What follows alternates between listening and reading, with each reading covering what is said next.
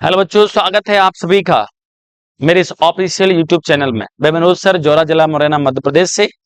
हम कंटिन्यू करना चाह रहे हैं उस लेक्चर को जिसमें आपने पढ़ा था कि आखिर कौन कौन सी फॉर्म्स में मिनरल्स आखिर कहाँ कहाँ मिला करते हैं। चलिए आज हम प्रारंभ करते हैं क्लासिफिकेशन ऑफ मिनरल्स। मिनरल्स के इस क्लासिफिकेशन में मिनरल्स हैं वो तीन टाइप के हैं: metallic, non metallic, energy minerals. Metallic minerals है उसमें फेरस, नॉन फेरस, प्रीसियस, ये तीन टाइप लिखे हुए हैं। नॉन मेटालिक में ये एक एग्जाम्पल लिखे हुए हैं, एनर्जी मिनरल्स में ये एग्जाम्पल लिखे हुए हैं। चलिए हम वन बाई वन इसको कंटिन्यू करते हैं। मेटालिक के अंदर ferrous minerals, ferrous that means होता है आयरन। आयरन है, अगर साइंस के बेस पर देखा जाए तो फेरस कहते हैं आयरन जिसकी वैलेंसी, जिसकी ऑक्सीडेशन नंबर +2 होती है उसको फेरस कहते हैं, और जिसकी ऑक्सीडेशन नंबर +3 होती है उसको फेरिक कहते हैं। नॉर्मली आयरन को फेरस लिखा गया है। फेरस दैट मीन्स जिनमें आयरन प्रेजेंट होता है, जैसे iron ores, manganese, nickel, cobalt etcetera. Non ferrous जिसके अंदर आयरन प्रेजेंट नहीं होता, copper, lead, tin, bauxite. Precious जो बेस कीमती हुआ करते हैं, गोल्ड, सिल्वर, प्लेटिनम। तो ये तो मेटालिक के तीन पोर्शन है। नॉन मेटालिक में ये एग्जांपल है mica, salt, potash, sulphur, granite, limestone, marble, sandstone. Energy minerals बहुत ही इंपोर्टेंट, एनर्जी मिनरल्स से टिक कर लीजिए। एनर्जी मिनरल्स में एग्जांपल याद करें: call, petroleum, natural gas. Call, petroleum, natural gas. आपके दिमाग में होगा नेचुरल गैस आखिर किस गैस को कहा गया है? आंसर होता है, आंसर होता है मीथेन गैस। मीथेन गैस है उसको नाम देते हैं नेचुरल गैस। चलिए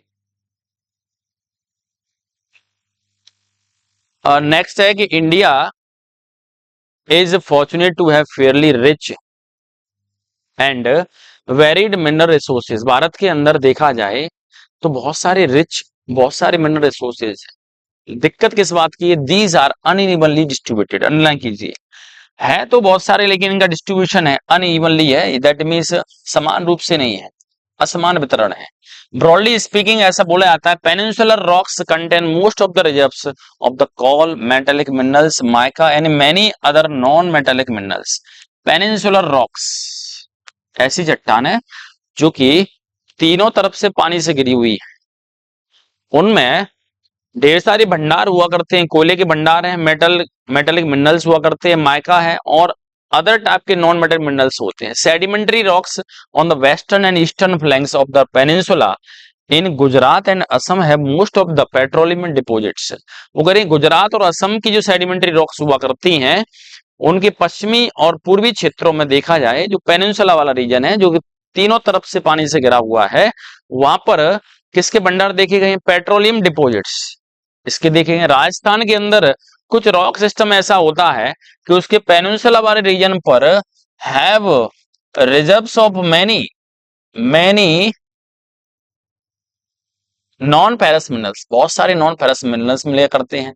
the vast alluvial plains of the north India are almost devoid of economic minerals.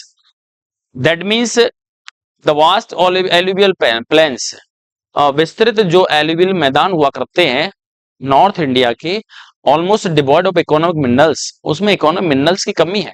These variations exist largely because of the difference in the geological structure. आखिर इतना variation क्यों?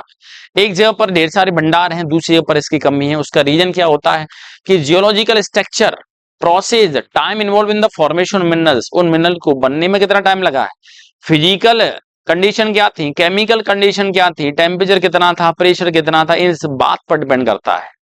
Let us now study the distribution of few major minerals in India. Always remember that the concentration of mineral in the ore, the ease of extraction and closeness to the market play an important role in affecting in the economic viability of the reserve.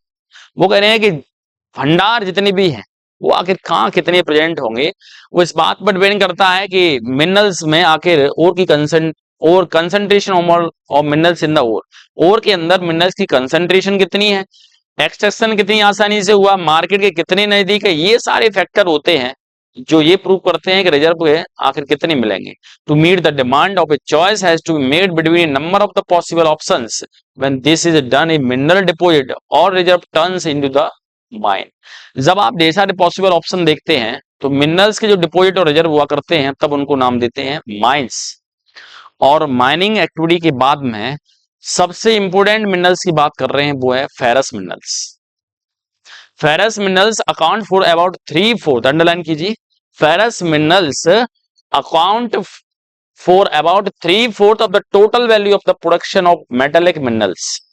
इसका means ये हुआ कि metallic minerals का जितना total production होता है उसका 3/4 हिस्सा, पूरी वैल्यू का 3/4 हिस्सा, 3/4 वैल्यू है, किस द्वारा कवर किया जाता है? फेरस मिनरल्स के द्वारा कवर किया जाता है। लिखा हुआ है कि जो they provide strong base for the development of metallurgical industries.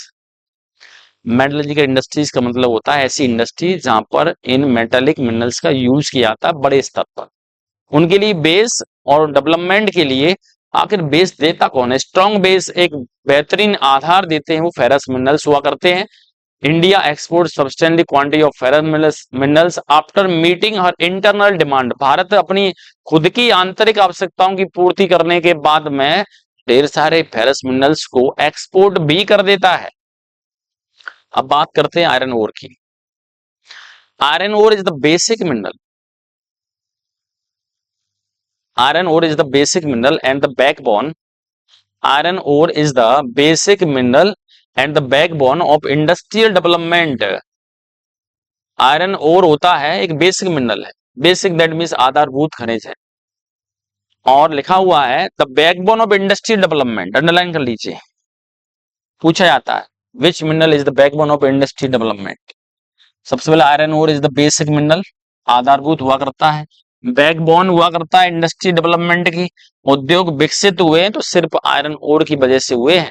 आप इंडस्ट्री कोई सी भी खोलिए लेकिन प्रोडक्ट और मशीनरी और कंस्ट्रक्शन का जो काम होता है वो आयरन से ही होता है। India is endowed with fairly abundant resources of iron ore. भारत के अंदर ढेर सारे आयरन ओर्स हैं। India is rich in good quality iron ores. भारत के अंदर बेहतरीन क्वालिटी वाले आयरन ओर्स हैं। मैग्नेटाइट, अंडरलाइन कर लीजिए।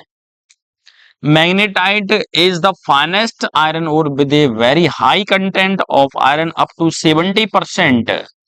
आयरन का एक और मैग्नेटाइट और दूसरा होता है हेमेटाइट। मैग्नेटाइट फॉर्मूला नोट कर लीजिए, Fe3O4। Fe3O4 मैग्नेटाइट का फॉर्मूला होता है Fe3O4। मैग्नेटाइट का फॉर्मूला है Fe3O4। मैग्नेटाइट है सबसे फाइनेस्ट आयरन ओर है जिसके अंदर सबसे ज्यादा आयरन कंटेंट है, अप टू 70%, 70% तक है। It has excellent magnetic quality, जिसके अंदर मैग्नेटिक प्रॉपर्टी हुआ करती है, इसलिए नाम मैग्नेटाइट है। Specially valuable in the electrical industry, और इसी वजह से मैग्नेटिक प्रॉपर्टी होने की वजह से ही इसका इलेक्ट्रिकल इंडस्ट्री में बड़े स्तर पर यूज किया जाता है। बट हेमेटाइट है जिसका फॉर्मूला होता है Fe2O3। Fe2O3, Fe that means iron. Formula है, मैं यहां पर फिर से लिखे देता हूं, Fe2O3। Hematite ore is the most important industrial iron ore in the terms of the, किसके टर्म में? क्वांटिटी यूज्ड, क्वांटिटी तौर से सबसे ज्यादा यूज होने वाला वो होता है हेमेटाइट, नॉट मैग्नेटाइट। इंडस्ट्री में सबसे ज्यादा यूज होने वाला हेमेटाइट। साथ में लिखा हुआ but has slightly lower iron content than magnetite, लेकिन मैग्नेटाइट के कंपेरिजन में आयरन कंटेंट कम है। और आयरन कंटेंट में लिखा हुआ 50 to 60% ओनली, 50 से लेकर 60% तक आयरन कंटेंट है बस। नेक्स्ट देखिए डाटा लिखा हुआ है in 2018 to 19 almost entire production of the iron ore, 97% जो आयरन ओर है वो आखिर कहां से आ रहा है? अंडरलाइन कर लीजिए, बहुत ही बेहतरीन डाटा है। हो सकता है आपकी बुक में ना हो, न्यू बुक्स हैं उसके अंदर हो सकता है, पुरानी वाली बुक्स में नहीं है। 2018-19 में ऐसा देखा गया कि जितना टोटल प्रोडक्शन हो रहा है आयरन ओर का 97% है आखिर उड़ीसा, छत्तीसगढ़, कर्नाटका, झारखंड से आता है। बचा हुआ 3% है वो अदर स्टेट्स कवर करती। मात्र देखिए ओनली उड़ीसा, छत्तीसगढ़, कर्नाटका और झारखंड, 1 2 3 4 चार ऐसे स्टेट हैं जो इसको पूरी तरह से कवर करते हैं, और 3% है वो सारे स्टेट मिलकर प्रोडक्शन कर रहे होते हैं। तो आयरन ओर का मेजर सोर्स और आयरन ओर्स के लिए स्टेट जो जाने जाते हैं उड़ीसा, छत्तीसगढ़, कर्नाटका एंड झारखंड। आज के लिए यहाँ पर डू यू नो जो लिखा हुआ है उसको पढ़ेंगे, और पढ़ने के बाद में आप देखेंगे कि कहीं ना कहीं शब्दों का गेम हुआ करता है। देखिए चलिए बात करते हैं। लिखा हुआ है डू यू नो, क्या आप जानते हैं? कुदरे इन कन्नड़ मीन्स हॉर्स। कन्नड़ में कुदरे का मतलब हॉर्स होता है, घोड़ा होता है। The highest peak in the western Ghat of the Karnataka, Karnataka के अंदर जो पश्चिमी घाट होता है उसकी सबसे ऊंची चोटी हुआ करती है। उसको जब देखते हैं रिसेंबल्स, तो उसका जो चोटी को देखते हैं तो ऐसा लगता है the face of a horse, घोड़े का जो चेहरा होता है वैसा नजर आता है। The Bailadila hills look like the hump of ox and hence its name. Bailadila hills है, उसका नाम आखिर बेलाडिला क्यों पड़ा? क्यों बेलाडिला का मतलब होता है the hump of aux, that means बैल है, उस बैल पर आप देखेंगे जो हम्प होता है दैट मीन्स कुबड़ होता है।